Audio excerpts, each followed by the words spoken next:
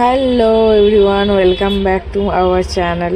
তো এই দেখো আমরা রেডি হয়ে বেরিয়ে পড়েছি বেনারসটা এক্সপ্লোর করতে। প্রথমেই আমরা চলে গেছিলাম গঙ্গার ঘাটে। তো আরতির ব্লগটা তো আমি আগেই শর্টসে ছেড়েছি, তোমরা একটু গিয়ে দেখে নিও, খুব সুন্দর আরতি হয়। আমরা দেখেছিলাম দশাশ্বমেধ ঘাটের ওখান দিয়ে একটা বোটে করে। তো সেখান থেকে খুব ভালো ভিউটা ছিল, দেখো সম্পূর্ণটা আমি দিলাম আলাদা একটা ব্লগে। তারপর থেকে আমাদের বোট পুরো এক্সপ্লোর করতে বেরিয়ে পড়েছিল। এখান থেকে আমরা গেছিলাম আস্তিঘাট, আবার আস্তিঘাট থেকে ব্যাক করে আমরা মণিকর্ণিকা অবধি এসছিলাম। এই মণিকর্ণিকা থেকে দেন আবার দশাশ্বমেধ ঘাটে আমাদের বোট থেমেছিল। এই হচ্ছে মণিকর্ণিকার ভিউ, যেটা আলটিমেট ডেস্টিনেশন আমাদের প্রত্যেকের জীবনে, সেটাই সত্যতা এখানে দেখা যায়। তারপরে পাশের ঘাটটা দেখো কি সুন্দর সাজানো গোছানো ছিল, প্রচুর লোক ছিল।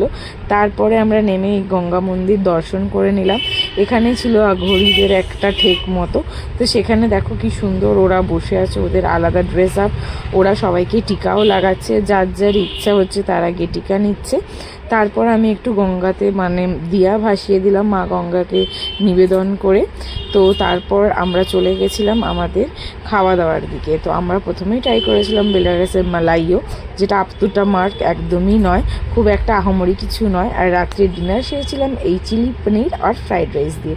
আজকের ব্লগটা এইটুকুই, বাই বাই।